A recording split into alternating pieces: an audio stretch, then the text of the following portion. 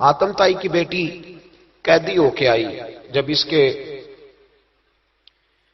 قبیلے پر، اس کے علاقے پر مسلمانوں نے حملہ کیا تو حاتم تائی کا جو بیٹا تھا عدی بن حاتم، وہ اپنی بہن سے کہنے لگا ہمیں پتہ ہے ہم مسلمانوں کا مقابلہ نہیں کر سکتے تو بھاگ جانے میں بہتری ہے، چلو بھاگ چلتے ہیں. تو بہن کہنے لگی بھائی تو نے بھاگنا ہے تو بھاگ جا، میں سردار کی بیٹی ہوں، میں قوم کے ساتھ جیوں گی، قوم کے ساتھ مروں گی، تو نے بھاگنا ہے تو بھاگ جا. عدی بھاگ گئے ڈر کے. یہ خاتون جو تھی ان کو گرفتار کر لیا مسلمان عورتوں نے، تو کہ یہ تلوار لے کے آئی تھی لڑنے کے لیے. ابن اسحاق ابن حشام دونوں کتابوں میں روایت موجود ہے. یہ خاتون کہتی ہے کہ میں نے بڑے تگڑے سوال تیار کیے، کیونکہ معاذ اللہ ثم معاذ اللہ میرا خیال تھا وہ نبی نہیں، وہ بادشاہ ہیں، وہ ایک اسٹیٹ کے سربراہ ہیں، وہ حکمران ہیں، میں معاذ اللہ نبی نہیں. میں نے بڑے تگڑے سوال تیار کیے اور میں اپنے آپ سے کہہ رہی تھی میں ایسی ایسی باتیں کروں گی مسلمانوں کے نبی سے کہ انہیں جواب نہیں آئے گا. معاذ اللہ ثم معاذ، نقل کفر، کفر نہ باشد. کہتی ہے میں حضور کے سامنے لائی گئی گرفتار کر کے، اور جب مجھے حضور کے سامنے کھڑا کیا گیا نا تو میرا سر ننگا تھا. توجہ ہے میری بات پر؟ میرا سر ننگا تھا تو میرے ذہن میں بڑے سوال تھے، میری گردن اکڑی ہوئی تھی. حضور نے میرا ننگا سر دیکھا تو محبوب ممبر سے اٹھے، اپنے کندھوں سے مدثر والی چادر اتاری اور حضور علیہ السلام نے حاتم تائی کی بیٹی کے سر پہ دے دی. بی بی کہتی ہے جب حضور کی چادر آئی تو میری اکڑی ہوئی گردن خود بخود جھک گئی نیچے کی طرف، خود بخود جھک گئی. سوال ابھی بھی میرے ذہن میں موجود تھے.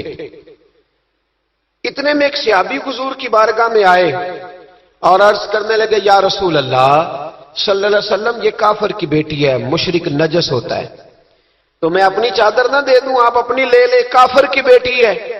تو محبوب نے اس کی طرف جلال کی نظروں سے دیکھا، فرمایا خاموش ہو جا، بیٹیاں برابر ہوتی ہیں، تیاں سانجیاں ہوندیاں نے، بیٹیاں بولیے جی پکی بات ہے. بزرگ چپ کر جائیں، نوجوان بولے بیٹیاں. اللہ آپ کو خوش رکھے. تیاں سارے دیاں ہاں. اگر تو کسی کے گھر گندی نظر ڈالے گا تو تیرا گھر بچ نہیں سکتا، پکی بات. یہ نقد و نقد سودا ہے. جس نے اپنا گھر پاک رکھنا ہے وہ دوسروں کے گھروں کا محافظ بنے، پکی بات. بیٹیاں خبردار خبردار، کسی کی بچی کی عزت سے کھیلنے کی کوشش نہ کرنا، ورنہ اللہ تبارک و تعالیٰ بڑی سخت سزا دے. بچو. وہ کہتی ہے جب حضور نے کہا نا بیٹیاں برابر ہوتی ہیں تو میرے اندر سے ایک آواز نکلی. میں نے کہا او حاتم تائی کی بیٹی تو غلط تھی، یہ بادشاہ نہیں ہے تو اللہ کے سچے رسول ہیں. بادشاہ تو سخت سزائیں دیتے ہیں. کہتے ہیں حضور میرے قریب آئے اور آ کے کہنے لگے تو سردار کی بیٹی ہے، تیرے باپ میں اچھی خصلتیں پائی جاتی تھی، بتا تیرے ساتھ کیا معاملہ کروں، کیا معاملہ. یہ حضور کی پسند ہے، کیا معاملہ کروں. تو کہنے لگی میں چاہتی ہوں مجھے آزاد کر دے. کہتی مجھے امید نہیں تھی. حضور کہیں گے ٹھہر جا، بیٹھ جا، بات کرتے ہیں، مشاورت ہوتی ہے، پھر اس کے بعد کوئی فیصلہ ہوتا ہے. کہا آزاد کر دو. کہتی حضور نے میرے کہنے پر فوراً ہی اگلا جملہ ہی نہیں کہا، فرمایا جا تو آزاد ہے. کہتی ہے میں نے ایک جملہ اور کہا، میں نے کہا میں اکیلی نہیں جاؤں گی، سارا قافلہ آزاد کرو. اب تنگی یہ داماں پہ نہ جا، اور بھی کچھ مانگ ہے آج وہ ماہل باتا، اور بھی کچھ مانگ. کہنے لگی اکیلی نہیں جاؤں گی، سارا قافلہ سارا قبیلہ آزاد ہو. حضور نے فرمایا تو پتہ نہیں کیا سوچ رہی ہے، تو جہاں آئی ہے وہاں سے خالی جاتا ہی کوئی نہیں، سارا قافلہ. حضور نے فرمایا بھی اس کے قبیلے کو کھانا وانا کھلاؤ اور سارے ہی آزاد کر دو. واپس گھر گئی تو اپنے باپ کو، اپنے بھائی کو بلایا، بلا کے کہنے لگی بھائی وہ بادشاہ نہیں وہ نبی ہے، بادشاہ نہیں وہ. اب تو جن کو فقیر ہونا چاہیے تھا وہ بھی بادشاہ بن گئے. بادشاہ سلامت، بادشاہ سلامت. میں رات بورے والے میں تھا، بھائی مہربانی پیسے نہ لے کے آئیے گا، باپ اپنی اپنی جگہ پہ بیٹھے، یہ کام بالکل نہ کریں، اللہ آپ کو خوش رکھے، برکت دے. میں اس کو حرام نہیں کہتا، پر یہ سٹائل نظرانے کا درست نہیں، اس سے بچا کریں، ورنہ پھر وہی بندہ چنگا لگنا جنہیں پیسے لے کے آنا ہے. دوجیاں دا دل کرنا ہے ٹوری جانتے چنگے نے، اس لیے اس چکر سے باہر نکل ہے. تاکہ قوم سمجھدار ہو جائے. بالکل یہ کام نہیں کرے. سنیں اور یاد رکھیں. میں تھا وہاں دور تو 2-3 بچے نا یوں ہاتھ باندھ کے کھڑے ہو گئے. اب حضور نے فرمایا کہ اس طرح کا معاملہ نہ کرو جیسے مجوسی اپنے بادشاہوں کے ساتھ کرتے تھے. میں کہ پتر بیٹھ جو کہندے نہیں ساڈی ڈیوٹی ہے. میں کہ کیس لائیے میں بادشاہ سلامت ہوں تو بیٹھ جو کرسی تیرا آمدار. کیا چکر چل گیا ہے ہاتھ باندھ کے کھڑے ہونا کونوں میں کھڑے. کیا اس کا مطلب؟ ادب آداب ہے کرنے چاہیے لیکن یہ کیا لوگوں کو سزا ملی ہوئی ہے کہ وہ بیچارہ جو غریب آدمی ادب آداب صرف اس کی ذمہ داری ہے؟ ماڑا آیا تو پیر صاحب نے ادب پہ لگا دیا اور تگڑا آیا تو خود ادب کرنا شروع کر دیا. یہ کس قسم کا تماشا ہے؟ یہ کوئی طریقہ نہیں. ادب آداب ہونے چاہیے لیکن غریبوں کو سزا انہیں سزا نہ دو اگر بیچارے آ گئے ہیں تمہارے آستانہ عالیہ. بہرحال آمدام برسر مطلب کہنے لگی میں دیکھ کے آئی ہوں جو بادشاہ نہیں نبی ہے. تو ادھی کہنے لگا میں عورتوں کی باتوں پہ یقین نہیں کرتا میں خود جا کے دیکھوں گا. میں نے کہا غریبی میرے نبی کی پسند ہے. حضور نے اللہ سے غریبی مانگ کے لی ہے. کہا یا اللہ مجھے زیادہ پیسے نہ دینا 1 وقت کی روٹی دینا. اور حضور فرماتے رب نے اختیار دیا ہے اگر میں چاہوں تو خود پہاڑ سونے کا بن جائے اور میرے ساتھ چلا کرے پر میں نے اللہ سے زیادہ دولت مانگی. او بھائی دولت بڑی پیاری ہوتی تو سب سے زیادہ میرے نبی کی تجوریوں میں ہوتی. حضور نے دولت بانٹی ضرور ہے لیکن حضور نے اس سے پیار یاد رکھے. ہم تو پاگل ہو گئے پیسوں کے پیچھے بھاگ بھاگ. جو سڑک پہ ادھر جا رہا ہے وہ پیسے دینے جا رہا ہے جو ادھر جا رہا ہے وہ لینے جا رہا ہے. پیسے کا ہی چکر ہے سارا. پیسے کا ہی چکر ہے. پیسے. ایک صاحب نے فون کیا کہنے لگے کو ٹائم دے دے تو میں نے کہا بس یار وقت تھوڑے دے دے. کہتے تو خوش کر دیں گے. میں کہ مثلا تو کی کرے گا؟ کہتے جننے پیسے کہو گے لب جائیں گے. تو میں نے کہا یار ہر ایک کو بکاؤ مال نہ سمجھا کر ہمارا بہت زیادہ ریٹ ہے تو دے ہی نہیں سکتا. کہنے لگے کون دے سکتا ہے؟ میں نے کہا دنیا میں کوئی بھی نہیں دے سکتا ہمارا ریٹ ذرا زیادہ ہے. ہم نے اگر ریٹ مانگنا ہوا تو قیامت کے دن غوث اعظم جیلانی سے جا کے مانگیں گے یا ان سے مانگیں گے جن کے نام کی دہائی دیتے رہے ہیں. تعریف مصطفیٰ کی کرے اور نتیجہ ہم دنیا داروں سے مانگیں انہی سے لیں گے نتیجہ جن کے قصیدے ساری زندگی گائے. ہاں تو اس لیے چکر سے باہر. آمدام برسر مطلب ادھی کہتے ہیں کہ میں خود جاؤں گا پھر جا کے دیکھوں گا. ادھی مدینے آئے دیکھنے اور جب بندہ کسی کو دیکھنے آتا ہے تو تنقیدی نظر سے آتا ہے. کہتے ہیں میں مسجد نبی میں پہنچا تو کچی زمین پر غلاموں کے ساتھ. ادھر دیکھو یہ بھی تو حضور کی سنت ہے نا جی. حضرت ابو ہریرہ صحیح سند کی حدیث بخاری میں فرماتے ہیں حضور کے ساتھ ایک سفر میں تھا. نبی پاک علیہ السلام نے فرمایا کھانا نہ پکا لیں. حضور پکا لیں. فرمایا تو گوشت لے آ, تو اس طرح کر مسالہ جات تیار کر لے, تو فلاں چیز کر لے. آخر میں حضور فرمانے لگے میں لکڑیاں کٹھی کر کے لاتا ہوں. جی اللہ کرے پیرانو یہ حدیث زبانی یاد ہو جائے. آمین تے آکھیا جی میں لکڑیاں کٹھی کر کے لاتا ہوں. لکڑیاں عرض کی یا رسول اللہ ہم کر دیں گے. تو محبوب نے فرمایا سارے کٹھے نہیں جا رہے, کوئی عرض نہیں میں بھی لے آؤں گا. تو فرماتے حضور اٹھے اور لکڑیاں کٹھی کر کے لائے.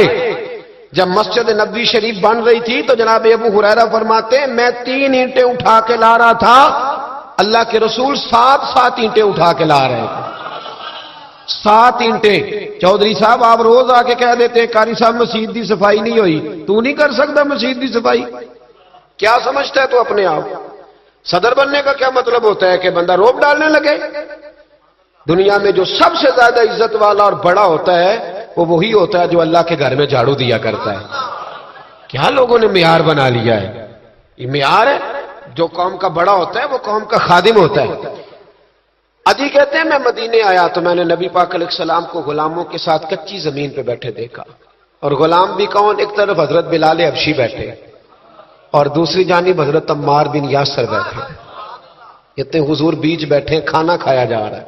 اور حیران میں اس وقت ہوا جب اسی پلیٹ سے نبی پاک بھی کھا رہے ہیں اور بلال حبشی بھی کھا رہے ہیں ساتھ بیٹھ کے حضور نے. ادھی کہتے ہیں میرے دل پہ چوٹ لگی. میں نے کہا نہیں یار یہ بادشاہ نہیں, یہ بادشاہ جو اس طرح غریبوں کے بیچ بیٹھ کے روٹی کھائے. ہمارے تو بادشاہ غریبوں کے حق میں تقریر کرتے ہیں نا.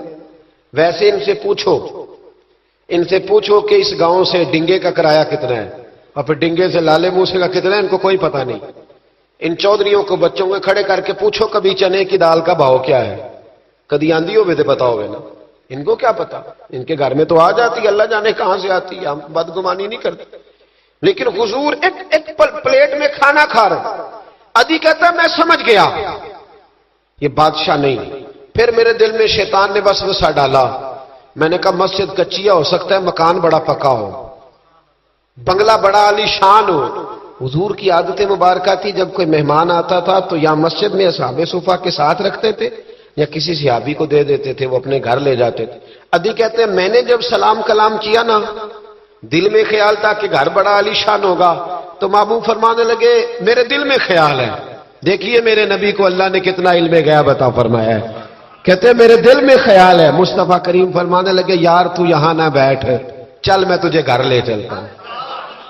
خیال آیا مسلمان نیک و بد پہچان جاتے ہیں اور محمد آدمی کے دل کی باتیں جان جاتے ہیں صلی اللہ۔ میں بریلی شریف میں تھا تو اعلیٰ حضرت کے بھائی مولانا حسن رضا خان صاحب رحمۃ اللہ علیہ، ان کے پوتے تھے شیخ الحدیث مولانا تحسین رضا خان صاحب، بڑے اچھے شاعر تھے اور نعت کی صنف سے بڑے آگاہ تھے، بڑا عمدہ مطلع کہتے تھے، مزہ آ جاتا تھا۔ تھوڑی سی مجھے بھی دلچسپی رہی شاعری سے تو میں بڑا خوش ہوتا تھا۔ ایک دن میں نے ان سے کہا کہ حضرت جی کو تازہ قطع کہے، تازہ ہونا چاہیے۔ فرمانے لگے چلو 10 منٹ کا ٹائم دو، ابھی کہہ دیتے ہیں۔ تازہ قطع کہا، کہنے لگے علم غیب رسول کے منکر اس حقیقت کو بھول جاتے ہیں، غیب مانا کہ راز ہے لیکن راز اپنوں سے کب چھپاتے ہیں۔ غیب مانا کہ راز ہے لیکن راز اپنوں سے کب چھپاتے ہیں، تازہ قطع کہا۔ ادی بن حاتم کہتے ہیں حضور مجھے لے کے چلے، جب نبی پاک گھر کی طرف لے کے چلے تو رستے میں ایک بوڑھی اماں مل گئی، پھٹے پرانے کپڑے، کہنے لگی یا رسول اللہ میں آپ کی طرف ہی جا رہی، ضروری کام ہے۔ تو حضور نے فرمایا چل تو جا رہی تھی میں خود جو آ گیا ہوں۔ ادھی کہتے ہیں چوک میں اس بوڑھی نے حضور کو کھڑا کر لیا۔ کبھی دیکھے آپ نے اپنا وزیر چوک میں کھڑا؟ آکو اسی تے ایم پی اے کدی نہیں دیکھا، وزیر تو دور رہ گیا، چوک میں کھڑا کر لیا نبی پاک صلی اللہ علیہ وسلم، اور وہ بی بی اپنے دکھڑے سنانے لگی۔ کہتے ہیں قربان جاؤں وہ دیر تک باتیں کرتی رہی اور نبی پاک سنتے رہے۔ ادھی کہتے ہیں میرے دل پہ دوسری چوٹ لگی، میں نے کہا جو اس طرح غریبی سے پیار کرے وہ بادشاہ نہیں، وہ اللہ کے سچے رسول ہیں۔ حضور مجھے گھر لے گئے، جناب سیدہ طیبہ طاہرہ حضرت عائشہ صدیقہ رضی اللہ تعالی عنہا کے حجرے میں، اور حضور جب اندر لے گئے تو ایک چٹائی پڑی ہے کھجور کی چھال کی، وہ بھی پھٹی ہے 2 جگہ سے، ایک مٹکا 2 پیالے، ایک تکیہ جس میں کھجور کی چھال بھری ہوئی ہے۔ کہتے حضور مجھے لے گئے، میں نے محبوب کا وہ مکان جنت نشان، میں نے وہ مکان دیکھا جہاں حضرت جبریل حاضری دینے آیا کرتے، میں نے وہ مکان دیکھا جس کے دروازے پہ 70 ہزار فرشتے ڈیوٹی کرتے، میں نے وہ مکان دیکھا۔ کہتے میں حیران ہو گیا۔ حضور مجھے بٹھا کے گئے دوسرے کمرے میں اور وہاں سے حضور سرکہ لائے، کھجوریں لائے، تھوڑا سا کھانا لائے، کہتے میرے سامنے رکھا۔ اب میں نے اس کھانے کی سادگی کو بھی دیکھا، لگے جو مزدور شاہ ایسا، نہ دھن نہ دولت سربراہ ایسا، فلک نشیں کا زمین پہ گھر ہے، میرا پیغمبر عظیم تر ہے۔ کہتے حضور صلی اللہ علیہ وسلم نے کھانا دیا تو حضور کی وہ سادگی، ادھر دیکھیں اس بندے میں سادگی نہیں نہ ہوتی، اس میں اپنائیت نہیں ہوتی۔ آپ کو سمجھ آئے تب بھی ٹھیک ہے، نہ آئے تب بھی ٹھیک ہے، پر میں آپ کو بڑی بات سمجھا رہا ہوں، جس میں سادگی نہیں ہوتی اس میں اپنائیت، وہ تو دیکھتا ہے کہ اس کے کپڑے اس قابل ہے کہ نہیں، میرے سینے سے لگ بھی سکتا ہے کہ نہیں، اس میں اپنائیت۔ جو لوگ سادے نہیں ہوتے ان کے زیادہ رشتے نہیں ہوتے، ان کا لوگوں سے زیادہ پیار، اس لیے کہ وہ تو انتظار کرتے ہیں، کہتے ہیں میرے نال دی جتی پائے گا تو میرے نال ٹرے گا۔ جو سادے ہوتے نا، سادے جو لوگ غریب پرور ہوتے، ان کے رشتے بڑے پیار، بڑا محبتیں، بڑی زمانہ ان سے بڑا وابستہ ہو جاتا ہے، اس لیے کہ وہ لوگوں کے قریب آ جاتا ہے، وہ نیچے اتر کر لوگوں سے ملتے گلتے، وہ یہ نہیں دیکھتے میرا قد کتنا بڑا ہے، وہ یہ دیکھتے ہیں یار سامنے والے کا پیار مجھ سے کتنا ہے، وہ نیچے اتر کر لوگوں سے۔ کہتے ہیں نبی پاک علیہ الصلوۃ والسلام نے بڑا سادہ سا مجھے کھانا دیا. جب میں کھا چکا تو حضور فرمانے لگے سارا کچھ تو آپ نے دیکھ لیا, کیا پروگرام ہے, کب جانا ہے آپ نے؟ دیکھ لیا سارا کچھ, اگلا پروگرام بنائے. تو ادی کہتے ہیں میں دور بیٹھا تھا, میں اٹھ کے قریب آ گیا. میں نے کہا محبوبہ اب کہاں جانا ہے, مجھے کلمہ پڑھائے, میں مسلمان ہونا چاہتا ہوں. یہ غریبی حضور کی پسند ہے. تھوڑے پہ گزارا کرنا سیکھو. پتہ ہے دنیا میں سب سے زیادہ سکھی کون بندہ ہے؟ وہ بندہ سکھی ہے جسے اللہ نے جو دیا ہے نا وہ اس پہ راضی ہو گیا ہے. وہ بندہ بڑا سکھی ہے. جو دائیں بھی دیکھتا ہے بائیں بھی دیکھتا ہے, کسی کی کار دیکھتا ہے, کسی کی ہیوی بائک دیکھتا ہے, وہ ٹینشن میں رہتا ہے. سکھی رہنا چاہتے ہو تو جو اللہ نے دیا اس یہ حضور کی پسند ہے. دوسری بات, معاف کرنا میرے نبی کو بڑا ہی پسند ہے. کیا کرنا؟ بول کے بتائیں. بول. نبی پاک کو بڑا. آپ بھی معاف کر دیتے ہیں نا جی؟ ہمارے ہاں معافی نہیں ہوتی, صلح ہو جاتی ہے. چودھری صاحب پریشر پایا صلح کر لو, کہنے چلو ہوں چودھری جی کیویں موڑیے, صلح کر لینے, پھر جدو قابو آئے گا دیکھی جائے گی. تو یہ معافی نہیں ہوتی. یہ کیا ہوتا ہے؟ آپ جب کسی کو معاف کرتے ہیں تو آپ کا قد اونچا ہوتا ہے. ایک پتے کی بات لکھی ہے میرے اعلیٰ حضرت نے, اسے پلے سے باندھ لو. اعلیٰ حضرت فرماتے ہیں بدلہ لینے والا پریشان رہتا ہے اور معاف کرنے والے کو اللہ سکون عطا فرما دیتا ہے. معاف کرنے والے کو اللہ, اگر سکون چاہتے ہو تو معاف کرنا سیکھو, درگزر کرو. درگزر حضور کی پسند ہے. نبی پاک معاف کرنے کو بڑا پسند کرتے. لمبی چوڑی بات دل میں بسا کے رکھنا, بغض پالنا, کسی کے خلاف پلاننگ کرنا, یہ حضور کو پسند. نبی پاک ایک جنگ سے واپس آ رہے تھے, تلوار مبارک ہاتھ میں تھی, تو ایک جگہ حضور کا آرام کرنے کو دل چاہا. اللہ کے محبوب صلی اللہ علیہ وسلم نے اپنی تلوار درخت سے لٹکائی, حضور آرام کرنے لگے. باقی صحابہ دور دور آرام کر رہے تھے. غوث بن حارث نام کا ایک شخص تھا, بخاری میں موجود ہے, کافر تھا. اس نے حضور کو آرام کرتے دیکھا, حالانکہ نبی پاک فرماتے ہیں میری آنکھیں بند ہوتی ہیں, دل میرا جاگتا رہتا ہے. اس نے دیکھا حضور علیہ السلام کی تلوار لٹک رہی ہے تو آ کے تلوار اتاری. جب تلوار اتاری تو حضور کی آنکھ کھلی, کوئی بے چینی نہیں. اللہ کے حبیب اطمینان سے آرام کر. کہنے لگا اے محمد ابن عبداللہ, سب کہیے صلی اللہ علیہ وسلم, اے محمد ابن عبداللہ صلی اللہ علیہ وسلم, اب آپ کو مجھ سے کون بچائے گا؟ کون بچائے گا؟ میرے محبوب کا توکل دیکھیں, بھروسہ دیکھیں, یقین دیکھیں. حضور اٹھ کے بیٹھ گئے, دستار مبارک کو سیدھا کیا, فرمانے لگے مجھے میرا رب بچائے گا, مجھے میرا رب بچائے گا. جب آپ کی زبان سے یہ لفظ نکلے تو وہ کانپنے لگ گیا. کافر کانپا, اس کے ہاتھوں سے تلوار گر گئی. اللہ کے محبوب نے اٹھ کے تلوار پکڑ لی, فرمانے لگے مجھے تو میرے رب نے بچا لیا ہے, وہ تو بتا تجھے کون بچائے گا؟ مجھے میرے رب نے. اچھا اب یہ بتائیں آپ کہ ہمارے قابو بندہ آ جائے جو اس طرح حملہ کرنے آئے تو ہم کیا حال کرتے؟ بولے. یہاں تو بعد میں پتہ چلتا ہے کہ بیچارہ چور نہیں تھا, لیکن لوگوں نے مار مار کے مار ڈالا, بعد میں پتہ لگتا ہے. غور کرنا, غور. ان روایتوں کو صرف سن کے نہ گزر جایا کرو, اس کا پس منظر سمجھیے.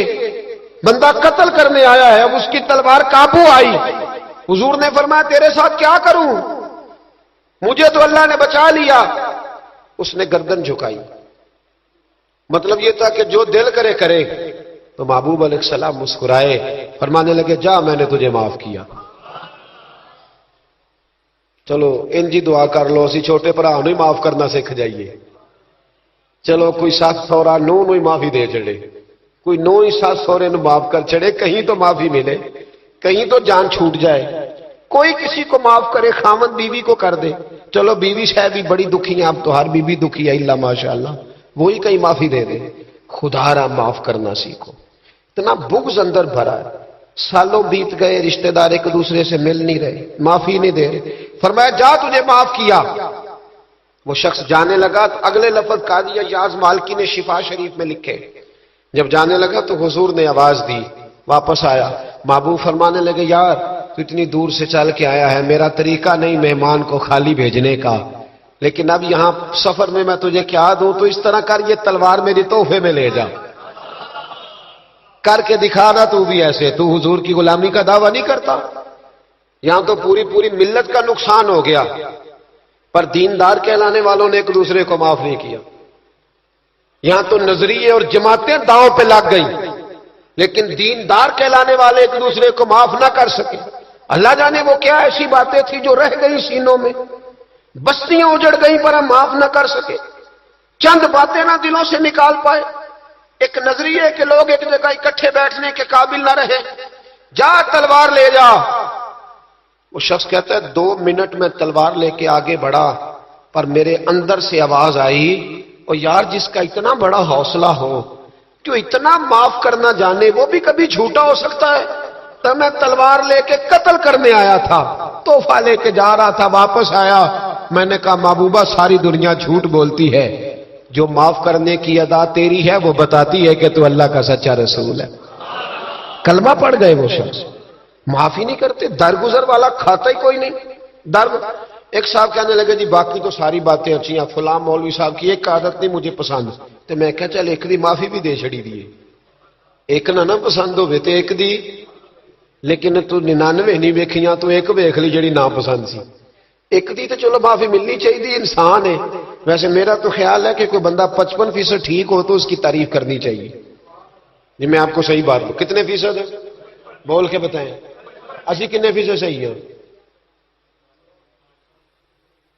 تو پھر کم از کم جو 55% صحیح ہے اسے تو صحیح مان لو۔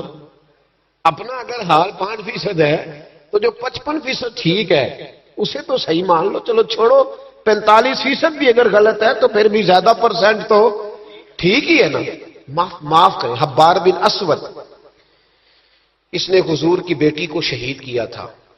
بیٹیاں بڑی پیاری ہوتی ہیں، یہ بیٹی جو ہوتی ہے نا یہ دل کا سکون ہوتی ہے، بڑی پیاری، اور بیٹیوں کا سکھ انسان کو جوان کرتا ہے، ان کا دکھ بندے کو بوڑھا کر دیتا ہے۔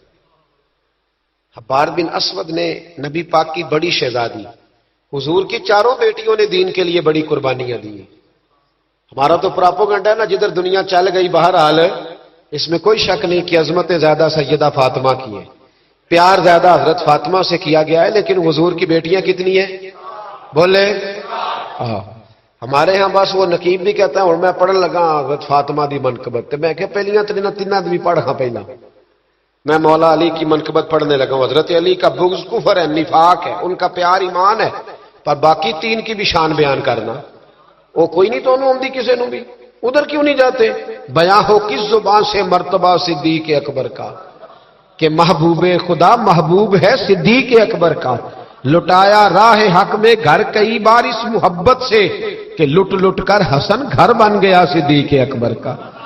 کیوں نہیں آتی؟ بڑی بیٹی تھی سیدہ زینب، بڑی شہزادی، مکے سے مدینے آ رہی تھی، گھوڑے پہ بیٹھی تھی، پیٹ میں بچہ تھا۔ حبار بن اسود نے گھوڑے کو کچھ چیز لگا دی، چبو دی، گھوڑا تیز دوڑا، میرے محبوب کی بڑی شہزادی گھوڑے سے گری، پیٹ میں بچہ تھا، تکلیف ہوئی، کتنے مہینے بیمار رہی، حمل بھی ضائع ہوا، اور سیدہ زینب وصال بھی کر گئی۔ جب ان کا انتقال ہوا تو روایت حضرت ابو ہریرہ کی موجود ہے، فرماتے میں نے حضور کی ساری داڑھی کو آنسوؤں سے بھرے ہوئے دیکھا۔ محبوب پریشان ہوئے ان کے وصال، دکھ ہوا حضور۔ وہ قاتل حبار بن اسود فتح مکہ کے موقع پر چہرے پر نقاب پہن کے آ گیا، اور حضور کے سامنے کھڑے ہو کے کہنے لگا یا رسول اللہ کو بہت بڑا دشمن بھی آئے تو معاف کر دیتے ہو، بہت بڑا دشمن بھی۔ میرے نبی پاک نے فرمایا حبار چہرے سے کپڑا ہٹا، بیٹیاں بھولا نہیں کرتی، پر تو کلمہ پڑھ میں تجھے بھی معاف کرنے کو تیار ہوں۔ تیرا حوصلہ کدھر ہے؟ تو درگزر ہی نہیں کرتا، تو سڑک پہ لڑ رہا ہے، چوک پہ لڑ رہا ہے۔ آخری بات سنیں، حضور نے غریبی کو پسند کیا، معاف کرنے کو بڑا پسند کیا، اور نبی پاک صلی اللہ تعالی علیہ وآلہ وسلم نے صلح کرانے کو بڑا پسند فرمایا۔ کیا کرانے کو؟ جی فرمایا اگر صلح کرانے کے لیے تمہیں بظاہر خلاف واقعہ بات بھی کہنی پڑے، یعنی لگے کہ جھوٹ بولنا پڑ رہا ہے، تو میرے نبی نے اجازت دی پھر بھی صلح کرا دو۔ آج ہم نہ لڑائی کرا رہے ہیں، لیڈروں کی بھی لڑائی کئی مشیر کے لات کراتے ہیں، اس پر دلیل دوں گا، مشیر ناراض نہ ہو جائے پر دلیل دوں گا۔ مولا علی شیر خدا سے ایک شخص نے کہا حضور باقی 3 خلفاء کے زمانے میں اتنی جنگ نہیں تھی جتنی آپ کے زمانے میں. تو آپ فرمانے لگے ان تینوں کا مشیر میں تھا، میرے مشیر تیرے جیسے ہیں، اس لیے یہ تباہی ہو رہی ہے. مہربانی فرمائیں، مشورہ صحیح دے. ہم ایک دوسرے کو اس طرح کی کہانیاں سناتے ہیں کہ دور کرتے ہیں. حضور نے، پتہ ہے آپ کو، بڑی مشہور حدیث ہے بخاری میں، نبی پاک صلی اللہ علیہ وسلم نے فرمایا اگر میں دیر سے آیا نا تو جماعت کرا لینا، انتظار نہ کرنا. یا رسول اللہ آپ جماعت چھوڑ کیوں رہے ہیں؟ فرمایا 2 قبیلوں کی صلح کرانے جا رہا ہوں. حضور نے فرمایا جماعت میں میرا انتظار ہے. کہاں جا رہے تھے نبی پاک؟ بولے سن لو حدیث مسند امام احمد بن حنبل میں، فرمایا 2 مسلمانوں کی صلح کرا دے، اللہ تجھے 2 حج اور 2 عمرے کا ثواب عطا فرمائے گا. 2 حج اور چلو یہ پھول نہیں پہنے، کسی استقبال نہیں کرنا، کسی فوٹو نہیں دینی کہ آج ہی ہو گیا ہے، لیکن حج ملے گا ضرور، اس لیے کہ میرے نبی نے وعدہ فرمایا ہے. لوگوں کو قریب کرنے کا سبب بنے، قریب کریں، لڑائیاں نہ کریں، صلح کریں، مہربانی کریں، اتحاد کی بات کریں. ایک دوسرے اگر 2 بھائی آپس میں ناراض ہیں تو ان کے اندر قربتیں پیدا کریں، کہیں کہ ان کی صلح ہو، انہیں قریب کرائیں، ان کے ساتھ محبت کے رشتے قائم کرائیں. ہم لڑائی کرا کے لوگوں کو اپنے ساتھ سیٹ رکھنا چاہتے ہیں. کبھی سنتے نہیں آپ کہ مدینے سے جو لوگ آئے اور جو مکے سے جو لوگ مدینے آئے اور جو مدینے میں رہ گئے حضور نے بھائی بھائی بنا دیے. فرمایا بھائی بھائی بن جاؤ. حضور نے ایسے رشتے قائم کیے کہ وہ ساری زندگی قائم رہے. تو لوگوں کو لڑانے کا سبب کیوں بنتا ہے؟ لوگوں کو ملائیں، یہ حضور کی پسند ہے. 3 باتیں میں نے عرض کی ہیں. غریبی نبی پاک کی پسند ہے، معاف کرنا حضور کی، صلح کرانا نبی پاک کی. ان تینوں حضور کی سنتوں پر عمل کریں. ملے گا کیا؟ اللہ ہمیں اپنا محبوب بنا لے. جب ہم یہ کام کریں گے تو پھر رب ہم سے محبت فرمائے گا. دعا کرتا ہوں جو کچھ میں نے عرض کیا اللہ اسے قبول فرمائے. جہاں ہم بھول گئے اللہ ہم سے درگزر فرمائے. علم نافع دے، عمل صالح عطا فرمائے. آخر دعوانا ان الحمدللہ. فرماتے ہیں کہ میں نا مزدور لینے گیا، بغداد کے چوک میں مزدور بیٹھے ہوتے تھے. میری ان مزدوروں میں سے ایک نوجوان بچے پہ نظر پڑی. بڑا کمزور سا وجود تھا لیکن چہرے پر عبادت کا نشان تھا. ماتھا بتاتا تھا کہ نماز کا بڑا خیال رکھتا ہے. میں اس کے قریب گیا. چہرے بھی بڑا کچھ بتاتے ہیں نا، چہروں میں بھی بڑی رانائی ہوتی. فرماتے ہیں میں قریب گیا، میں نے اس کو کہا بیٹے مزدوری کرو گے؟ تو کہنے لگا مزدوروں میں بیٹھا ہوں تو حضور مزدوری کے لیے ہی تو بیٹھا ہوں. تو میں نے کہا کہ چلو پھر. کہنے لگا نہیں میری کچھ شرطیں. میں نے کہا بتاؤ. کہنے لگا پہلی شرط یہ ہے کہ لوگ 4 دینار دیہاڑی لیتے ہیں، میں 3 دینار لوں گا. میں نے کہا یار بے تو بڑی بہترین ہے، باقی بھی اس طرح کی رکھ لے. اس نے کہا حضور دوسری شرط یہ ہے کہ میں آپ کی مکمل بات مانوں گا لیکن جب اذان ہو جائے گی پھر آپ کی نہیں سنوں گا. تیسری بات اس نے یہ کی کہ حضور میں آپ کے گھر میں کام کروں گا پر آپ کے کسی سوال کا جواب نہیں دوں گا. کہتے ہیں میں نے کہا یار تو بڑا عجیب ہے، شرطیں تو مالکوں کی ہوتی ہیں. کہنے لگا جی بہرحال میں شرطیں لگا کے جاتا ہوں. فرماتے ہیں میں اسے گھر لے آیا. کام میں نے اس کو بتایا تو جو کام مزدور سارے دن میں کرتا ہے نا اس نے 2 گھنٹے میں کر دیا. ہمارے مزدور سگریٹ پینے میں بھی تو آدھا گھنٹہ لگاتے ہیں. وہ چائے پینے جائیں تو پونا گھنٹہ وہاں. ان کو بھی تو دیانتداری کرنی چاہیے کہ نہیں کرنی چاہیے؟ نے معاہدہ کیا ہے نا جی تو پورا اترنا چاہیے نا. کہتے 2 گھنٹے میں. اب کام جب بندہ شروع کراتا ہے تو کام اور نکل آتا ہے. کہتے کام میں نے اس کو اور بتا دیا، وہ کرنے لگا. اس نے مٹی نکال کے رکھی تھی باہر رستے میں، تو اذان ہو گئی زور کی. اس نے وہیں کدال چھوڑی کہی اور چلنے لگا. تو میرا بیٹا کہنے لگا اس کو ذرا برابر کر دو. کہنے لگا چپ کر جا، تیرے باپ سے بات ہوئی تھی، جب اذان ہوتی ہے تو میں کسی اور کی نہیں سنتا، صرف اللہ رسول کی سنتا ہوں. کہتے ہیں مسجد چلا گیا. نماز پڑھ کے آیا تو دوپہر کا وقت تھا. میری بی بی کہنے لگی اس کو کھانا کھا لے. کہتے ہم نے کہا کھانا کھا لو. تو کہنے لگا میں نے روزہ رکھا ہوا، رمضان بھی نہیں تھا، نفلی روزہ رکھا ہوا. فرماتے ہیں شام ہوئی، میں نے 3 دینار دیے. تو میں نے کہا تیرا نام کیا ہے؟ کہنے لگا میں نے آپ سے کہا تھا میں کسی سوال کا جواب نہیں دوں گا. تو وہ چلا گیا. اگلے دن میں پھر لینے گیا اسے، کام کچھ اور نکل آئے. تو لوگوں نے بتایا وہ صرف ہفتے والے دن آتا ہے. میں نے کہا کیوں؟ کہنے لگے جی وہ کہتا ہے میرا ہفتے کا خرچہ 3 دینار ہے، جب 3 دینار کما لیتا ہوں تو باقی سارا ٹائم اللہ رسول کی ذکر میں گزار دیا کرتا ہوں۔ فرماتے ہیں جی اگلے ہفتے میں پھر لینے گیا، میں نے پورا ہفتہ انتظار کیا کہ کام اسی سے کرانا ہے۔ میں جب گیا تو میں نے کہا چلو، وہ کہنے لگا میری شرطیں یاد ہے نا؟ اور میں نے کہا یاد ہے بھائی، ساتھ چل۔ فرماتے ہیں کام کرایا، 2-3 ہفتے وہ آتا رہا۔ ایک ہفتے میں گیا تو لوگوں نے کہا حضور آج نہیں آیا، کیوں؟ کہنے لگے بیمار ہو گئے۔ کہاں گھر ہے؟ کہنے لگے بغداد کے قبرستان کے پیچھے جو کچی آبادی ہے اس میں رہتا ہے۔ فرماتے میں گیا، دروازے پہ دستک دی تو کہنے لگا حضور آپ ہیں؟ دروازہ کھولا ہے، آ جائیے۔ فرماتے ہیں میں اندر گیا تو میں نے کہا تمہیں کیسے پتا چلا میں آیا ہوں؟ کہنے لگا حضور اللہ والے ہو، آپ نہیں آنا تھا، ورنہ امیر تو غریبوں کا پتہ لینے کوئی نہیں آتے۔ کہتے میں قریب گیا تو کہنے لگا میں آپ کا انتظار کر رہا تھا، تیز بخار ہے، تپ رہا۔ جیب سے کچھ پیسے نکالے، کہنے لگا یہ پیسے رکھنے، ایک انگوٹھی نکالی۔